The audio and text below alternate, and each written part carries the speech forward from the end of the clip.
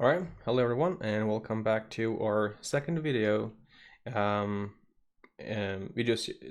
part of the video series in which we are writing a generic pipeline using ASP.NET Core and other technologies for help, such as PowerShell and so on. Right.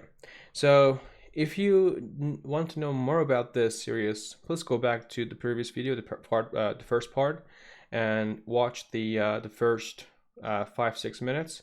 And you'll learn more about this series. So let's continue from where we left off in our previous video. So I'm going to talk about a little bit of the API design here, and especially RESTful APIs, because we are going to be using RESTful APIs, right?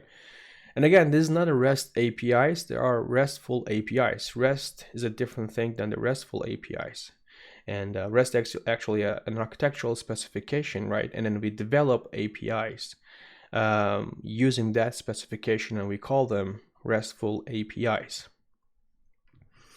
All right, so and I'm going to be using Postman as well to the post data to this API. But let's go back to our project, which is in here. Let me see if you guys can see it. Absolutely great. All right. Again, we have 3 projects: performance tests project, unit tests, and the actual project itself, which is the web project, right? And we're going to be working on this performance tests and unit tests project as we go, but my main focus will be on the web project. And then let's see. Where's our, okay, so let's actually drill down here and then go to controllers. And again, I'm using ASP.NET Web API, and that's important, right? And it is, to me, the Web API is one of the greatest thing in .NET projects. It really makes things a lot easier, and it has so much power in it that you can use, and you can apply different ways. You can write policies, and it really helps you to write things quickly and in a centralized location, and that really matters, right? Because we don't like dry. Don't repeat yourself. We don't like that. When we like dry, sorry, we don't like to repeat ourselves. And this is important because the API design will also be affected by the concept of dry, and I'll show you why. So I'm not gonna I'm just gonna keep this values controller there, but actually, in case you are new to this type of thing, let's go ahead and run this and see what we're gonna get. We didn't run this project before in our previous video, so let's see. This web controller stuff. It came as a part of the template itself, web API template. I didn't create it, so okay, so it's right here. All right, so let me actually move this over here and make it a little smaller so that it can fit to the window. By the way, guys, I mean, I'm using a 27-inch monitors, and they're all 4Ks. And the problem with that is, to be able to make things visible to you, I had to make things smaller so that you see more, like everything bigger. But that also means that I'm not going to be using all of the real estate of my monitors, right? There's so many empty spaces here and there. So it kind of sucks, but it's also helpful for you, or to you. Nevertheless, so let's look at this, and as you see, we are using 5001 port, and it goes to API and values, right? And we get that to JSON. Let me close this console, and let's go to network, and let's refresh this page. And as you see, it made a GET request, right?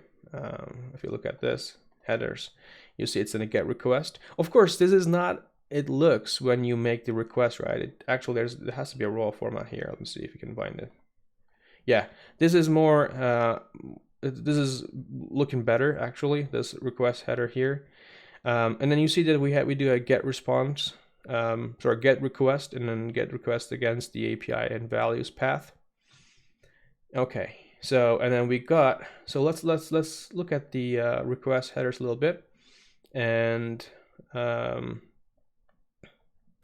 We want no cache. Okay, never mind. Let's look at the response actually, and that's important, right? The content type is application JSON, and the content type is important because content type is read by your browser or your code. And for instance, if you want to send like JSON, and if your endpoints accept JSON, and by using some default binders and stuff like that, it may read the content type to determine how it's gonna map your data to an actual model in C# class. So what I'm talking about deserializing actually.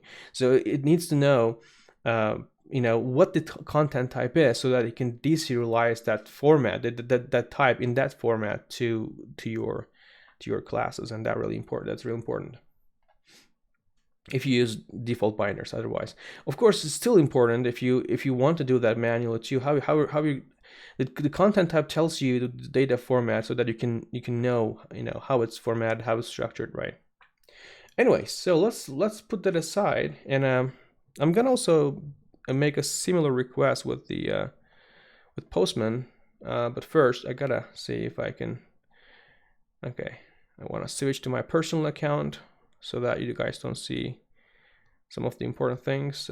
Let's sign in to the Postman, and if you use Postman, which is a great thing, and let me sign real quick.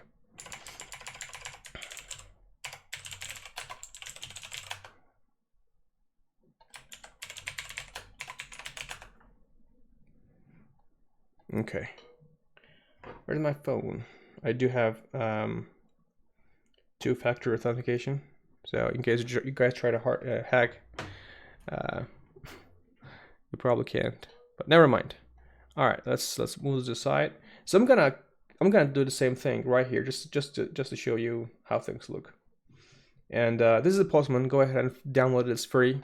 And then here, I'm just gonna close all these guys. Force close all tabs. Yeah, I don't care about you.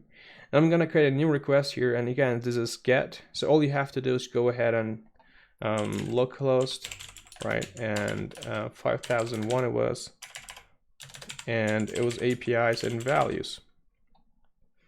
And I'm not sending anything else. It's just, it's not an authenticated, or it's not a protected endpoint. So let's go ahead and say send.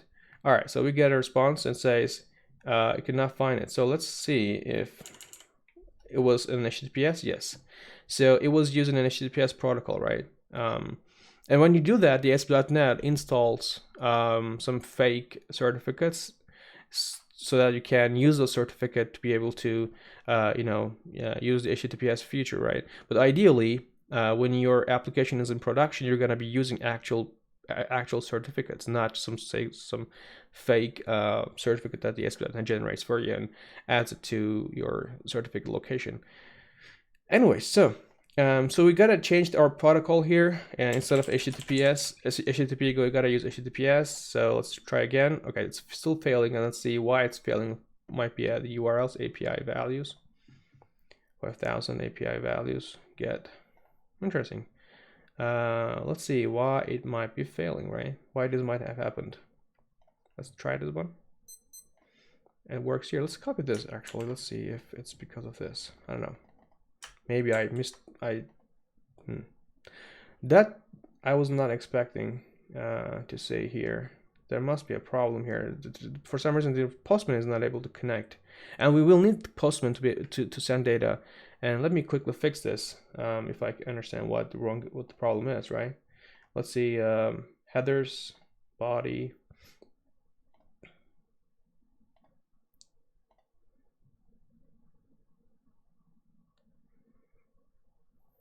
That's interesting because we have it working here. So for some reason, this guy, either I've set this up with something weird. Let's see. I wonder if you have a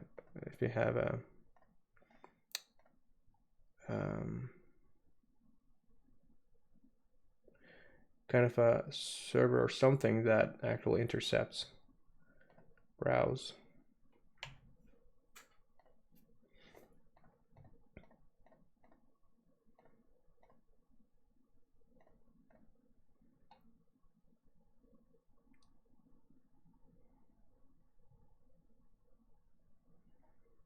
Yeah, I'm not quite sure why it's not working. That's interesting.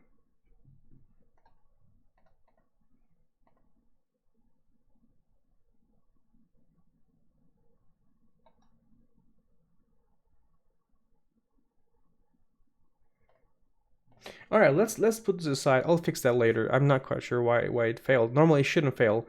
The only thing I'm thinking is perhaps I was experimenting with some servers, built-in servers that you can create with the Postman.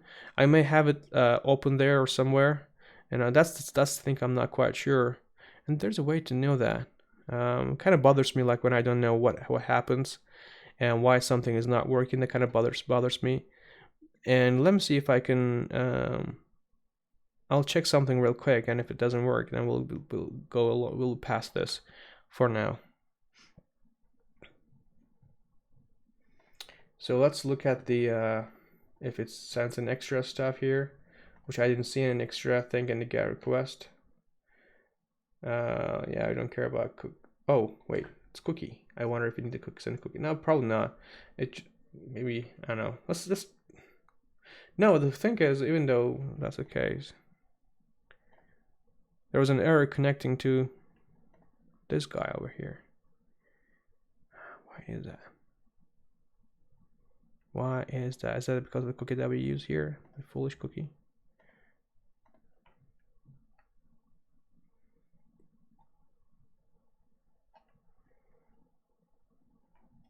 By the way, there's this thing that says upgrade insecure request. I believe it causes a redirect if it's available. I'm gonna do, yeah, I don't like this, but I think I'm just gonna add a cookie. Never mind. All right, I'm not gonna spend all this time on this one for now. All right, let's continue. So we have this one, right? So that's great. So let's go ahead and look at add a new controller. And again, this is gonna be a generic pipeline. So let's add a new class. And I'm gonna call it, let's call it message. So I think message is good because it's gonna ingest messages from outside. So let's call it message. Actual messages. Messages controller. Yeah, I think that was good. All right. Yeah. So there are a couple things here. First of all, you gotta add and continue. Yeah, let's stop here. First of all, we need controller base. And then we also say, let's look at the other example here. So I'm gonna just copy a couple things here. We're gonna have to have this API controller, right? It's basically telling the API controller what that is. And also we're gonna be looking at the route here, and there are a couple ways you can apply routing here. The first one, the things that I like most is the using attributes here, but also you can specify that in your startup CS file if you want to apply some policies too. It's kind of complicated there, and I've done it like a couple times, so I kind of forget things, quickly. So what I'm gonna do, if we need to see that, if we come to that, I'm just gonna look at the documentation real quick and I'll tell you what that was about. So here, let's say route, and we're gonna be looking at API again, the controller, right? So this is a placeholder, and that basically kind of not a placeholder, sorry. It's like a kind of a variable that tells the routing engine, says like, go ahead and say messages, use the messages as the name of the controller here, instead of you specifically type the controller name. You can specifically type it, like you can say messages here instead of controller, but we have this pattern here as well. So all right, so I think there are other stuff here as well. In the values controller, by the way, let's look at the values controller a little bit, and then we can see a get, right, and then it returns an action result. You don't have to return an action result. You can just turn the IEnumerable if you want. And as far as I know, and what we're going to be using action result has some other stuff as well in it. Let's look at the content of it. It has, let's see, what do you have? It has result and value and stuff like that, but never mind. But I'll show you that you can simply return just a regular primitive type as well. I'll show you that. And then it accepts, like, there's so many here in ASP.NET Core, in ASP.NET World. It basically kind of helps you to write so many binding code, and then you say I want to return this value, and it automatically serializes it for you. Or if you say, hey, go ahead and use this type, or for instance, if you say, go ahead and I want this get endpoint to accept an ID. And the ASP.NET looks at various places. Looks at your the routing data, which is like, I'll show you what that means. It looks at your query strings or query parameters and stuff like that, and try to find where the ID is, and then binds that for you automatically to this ID, the parameter here, so that it kind of helps you to, like, not to worry about too much of how the binding will work. And there are other places as well. So for instance, like from body here, and that's also important. So when you post data, right, you post data in the body. But of course, there are other places where you can put data as well. You can put the data in query string. You can put data in routing table, or routing, not table, routing data, or routing whatever. And you can also get data from the body itself. And most of the time, you actually put the payload to the body, right, the request body, when you do post or put and stuff. So by saying that, go ahead and get the value from body, right? From body, we say you specifically kind of tell how that binding will work. And if the body itself is like a JSON format, it automatically assumes it's a JSON format. You can change that, and then it tries to bind that thing to your stuff. Of course, I mean, this is here, it's more like a string, but if it's a complex type, then I was going to assume it was the thing that you post, it was a JSON, and I was trying to deserialize it into your complex, maybe a class structure. And we're gonna look at them more comprehensively as we go.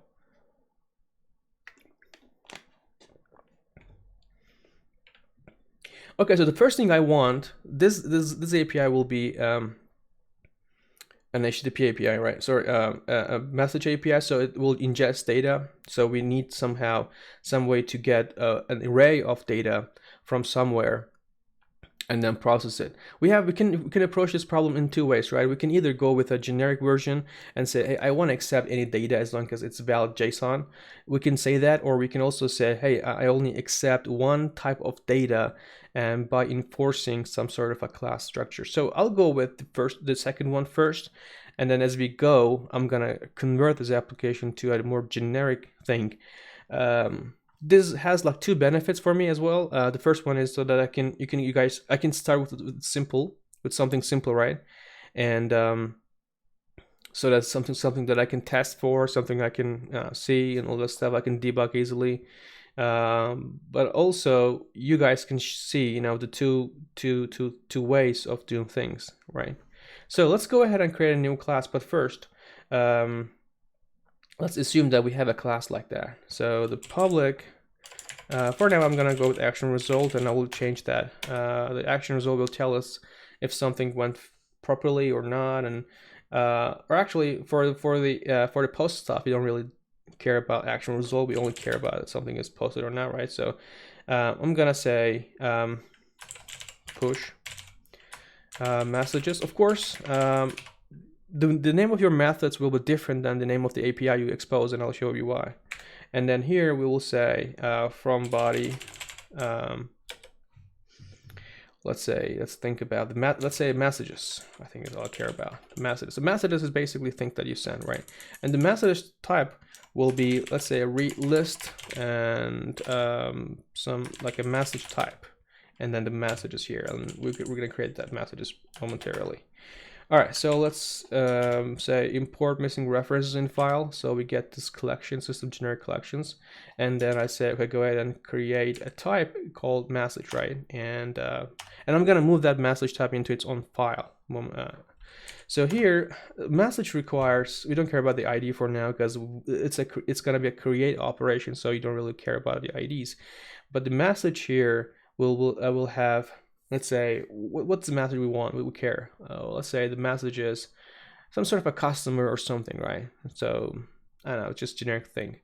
So let's say prop type is string, yeah. So the first name, okay, and prop again the string and the last name, and public or prop and int and age. I mean, it could have been named like customer or person, but for now I want it to be like a little bit generic than just a mere customer, right? So we may have more things in here too, maybe a location too, I don't know. And then let's say prop, let's say address. Again, we're gonna create the address type here.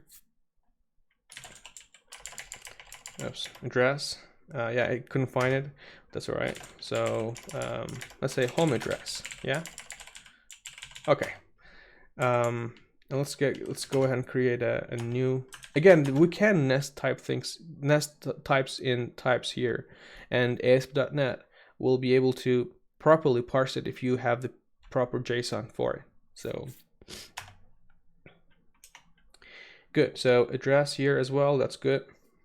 And then we're gonna have something smaller here. String. Let's see, prop.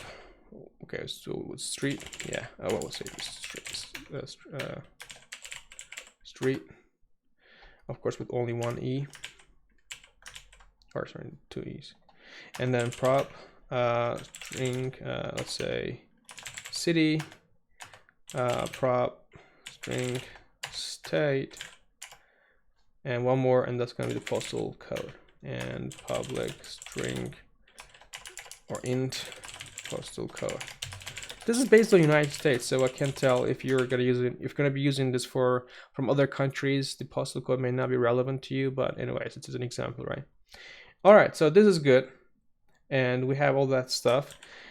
And we accept the message list of messages here, and that's the messages. And so here, all I'm gonna say is post. All right, so so this will change. I didn't specify any extra path information here, and that will. So let's actually look at how I create my APIs and how I name them. And I think it's important. And let's go to Sublime Text. And the way you would design your APIs will stick. So make sure that you design them properly. And there are a couple things that I want to show you before we go any further here. All right, so let's move here. Okay. So let's say you have a host name, cloudarcane.com. Okay.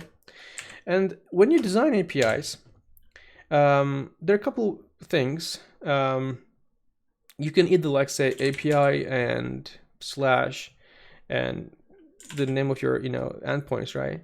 And I kind of like first of all, I kind of like specifying the API as the first path of this URI or URL, because let's say this host may be used for some other things as well. Maybe has another site which has UI. So when people like visit targeting.com and they see something a website, but when you like want to expose some API so that people can use, maybe they really like the post of your web page and they want to access the recent posts, and I don't know, write some stuff with it, and then you can say targeting.com and /API, right? Or you can also do subdomain format.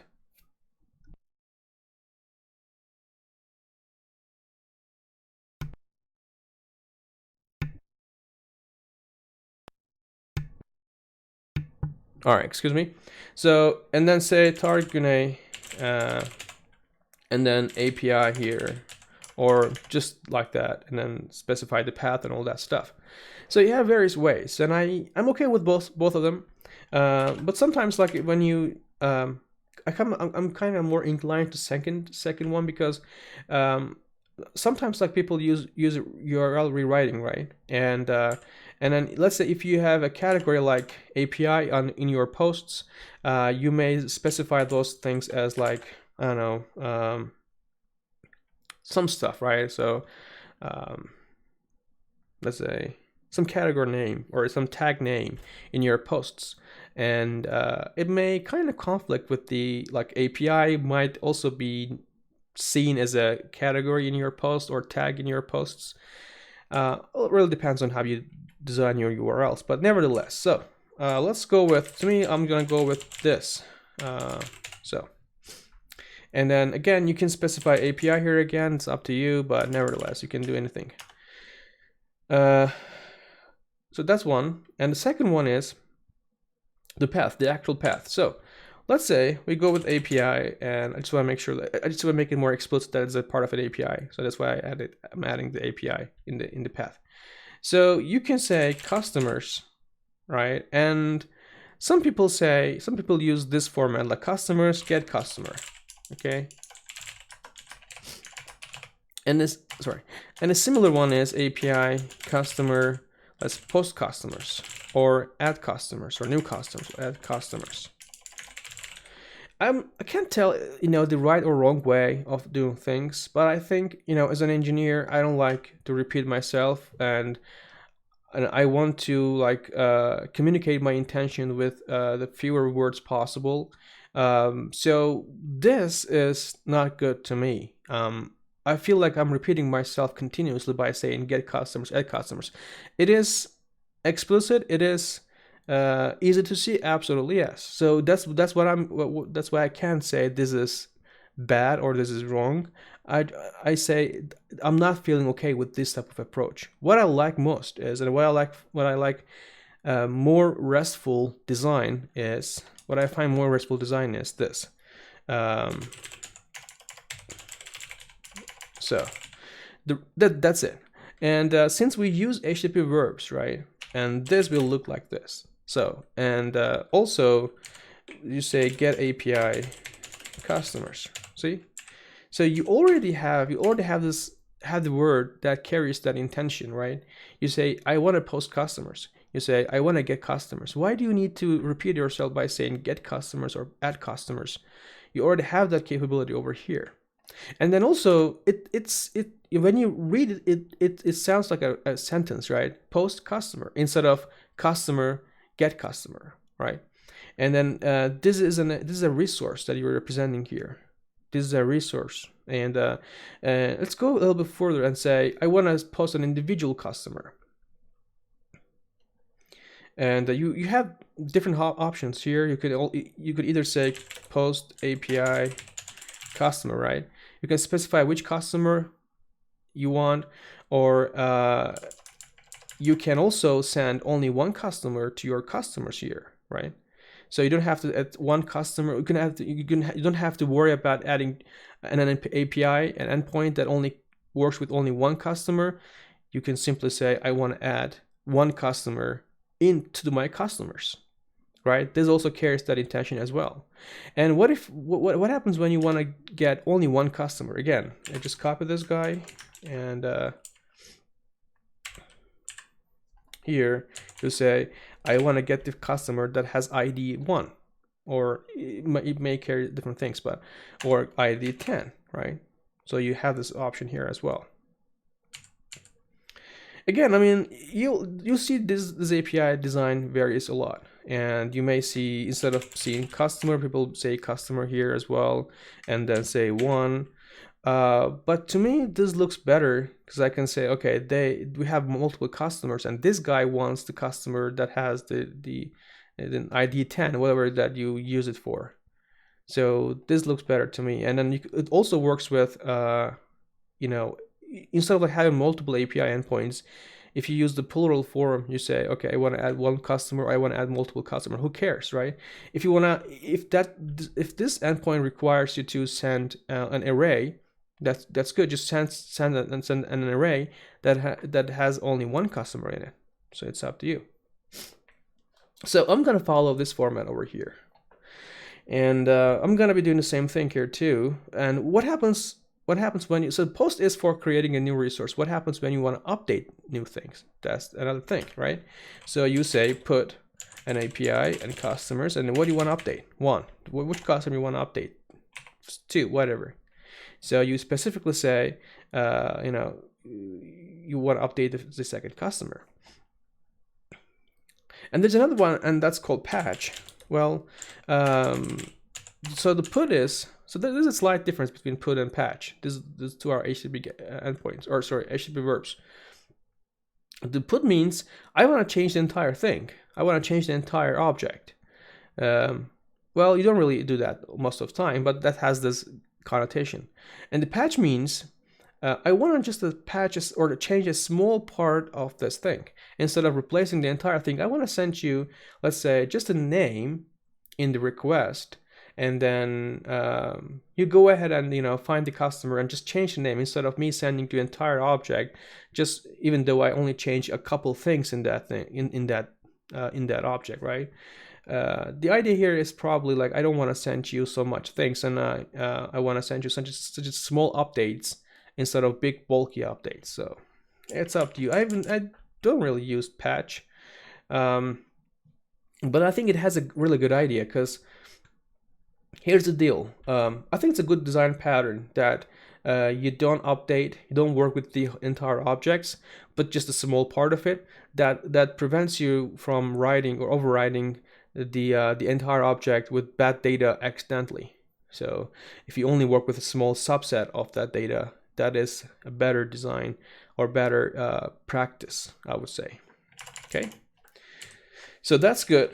So that's the API design we're gonna follow, guys. Okay, and here I'm gonna be saying like messages and put message, get message, and all that stuff. So here, since our API will look like, so for this guy, for instance, our API will look like, API messages. So you will just directly send your message to the HTTP post with and this push message, you're not gonna see it outside. It is just for me, for the developer to consume, and that's it. Okay. And that's our action. This is our controller. The terminology here is this is our controller, and this is our action that handles the requests coming in. Okay, that's good. So let's go ahead and I may want to get all the HTTP, all the messages, right? And well, it's not a good idea to send everything, but yeah, heck no, why not? And I think I would like kind of a pagination better here, instead of a get all the messages. No, I want to give you the message that you want. Just tell me, the first 10 results in the second page or something. Anyways, but let's start easy, so we can go enumerable and the messages, yeah. And I look at this. I mean, if you just send this guy will be automatically converted to the action result, and I can follow the same standard, and I'll explain why do you use action result instead of just pure returns like this later on. So we're starting easy. All right, so let me see. All right, so that's good. And let's say get messages again. You're not gonna see get messages here. You only see API get API and messages, the way that I showed you here. So we're following this format here, by the way. Just replace customers with messages. All right. So how much? What's the time? All right. So I'm gonna end this video in 6 minutes. I want to keep things small, which I mentioned in my previous video as well. All right. So that's good. So let's actually move these guys into their I will call them a model class, a model directory. So I'm just gonna create a directory here, a models. And the old design used to be like you create another directory here for your controller, say messages, and then you put the messages in that. I guess I can do that. Yeah, let's do this for now. We'll later may change it. The hesitation I had is, what if like I want to use the same model in other places? So, and the messages may sound like this. The messages folder here may sound like the messages classes in it is more like a scoped into one controller and not supposed to be used by other controllers. So I don't want to give that message to the other developers, not even to myself. That's the hesitation I had at that point. But again, we can always change that, right? The IDs are super powerful these days, and you can just use their really advanced refactoring tools. And I don't really those things like refactoring and naming and stuff like that, or moving a file from somewhere to somewhere, is not making me as worried as they used to. So things are a lot easier these days. Yeah, so let's say move to messages. Yes, let's do this again. Let's add this back or whatever. So again, there's 1, 2. Oops. Move the address. All right, so I'll show you how I will. So where are these guys? It's probably not controller. Okay, yeah. So you see, I guess I wonder if I can do like multiple files at once. Refactor this and then say move to folder, yeah. And then you specify the folder, so it's not gonna be under controllers, models, and messages, right? So it automatically completes that for us. And then when you say next, it changes the namespace, it updates the use call sites and everything. That's what I was talking about. Things are a lot easier these days. Okay, so what else do we need? I don't care about this one. So let's add another endpoint. Of course, I'm gonna return some. Let's say return an empty.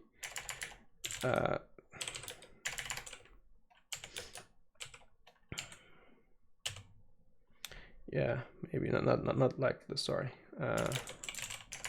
Oh, message. Okay.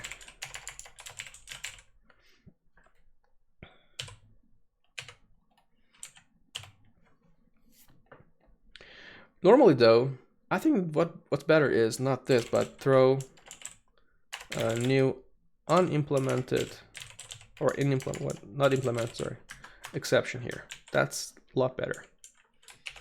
Yeah, let's copy this and paste it over here too, so that we know that they're not implemented. And another endpoint will be, what if I want to get only one message based on the ID? Yeah, I gotta add an ID too in the message field. Let me do this real quick. Where are you? Here. All right, so let's here prop. Okay, so another thing. How do you choose the ID here? Would you use an integer here, or would you use a string type? What exactly would you use and why, right? And these days I'm more inclined to use GUID or GUID or UID, universal. So there's a difference, by the way. I mean, there's a universal unique ID, and that's the other one is globally unique ID.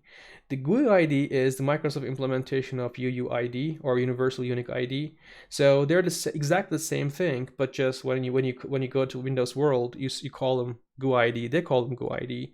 When I'm talking about this, by the way. But if you go to other worlds like in Java, JavaScript, other languages, you will find UUID, so Universal Unique ID. Again, they're the same thing. So I'm more inclined to GUID these days. So because they're so unique, it's really impossible for them to collapse or crash with one another. There are like cases. Let's say you have messages that are created in another platform, right? And you want to bring them right to your database. If you just use integers and possibly auto-incremented integers, right? The problem with that is they are more likely gonna clash the ones that in your database. But if you use GUID, you are a lot safer because you can export your data to other databases, right? No problem there, because the GUID are absolutely different. Or you can import someone else's data that are created over there into your database without worrying about the IDs will clash. So that's why I'm more inclined to use GUIDs there. It's a lot safer. And again, creating GUI IDs are extremely simple. You just say GUI ID. I mean, here, for instance, GUI ID, new GUI ID, you got it. Now you have a new GUI ID that is universal. That's the important thing. Globally or universally unique. All right. So I'm gonna end here. But before we end, just let me this real quickly, and then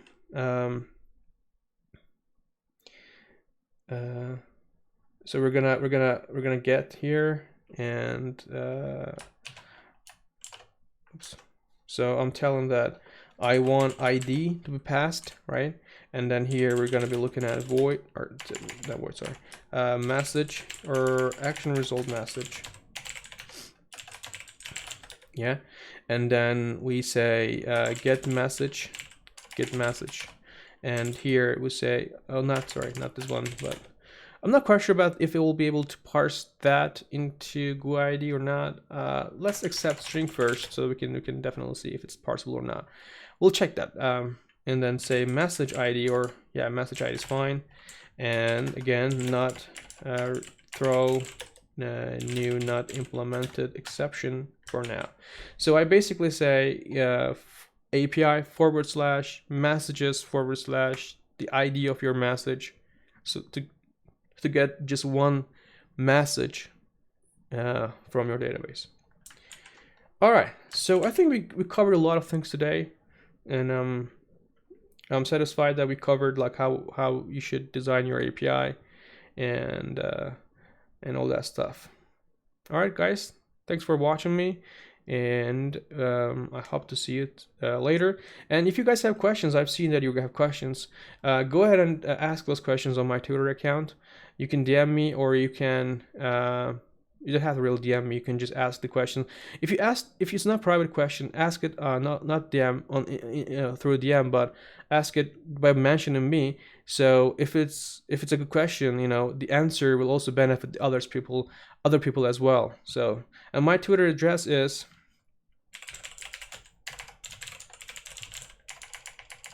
I'm just typing it in. This, or you can also find me.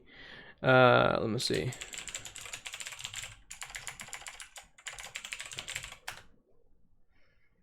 Okay, so this is my Twitter address here. You can find me there. Also, like, this video may stay on YouTube for years, and if you watch this video like after 5 years, 6 years, if I'm still alive, I cannot guarantee you that my Twitter will be available, and I can't guarantee that you're gonna be able to reach out to me. Again, this is at the time I record this video to my future self, or future you guys, or future viewers. At the time I record this video, my Twitter account was available, and I'm still alive. So just so you know. All right, guys, you gotta have a great day, and hope to see you next time.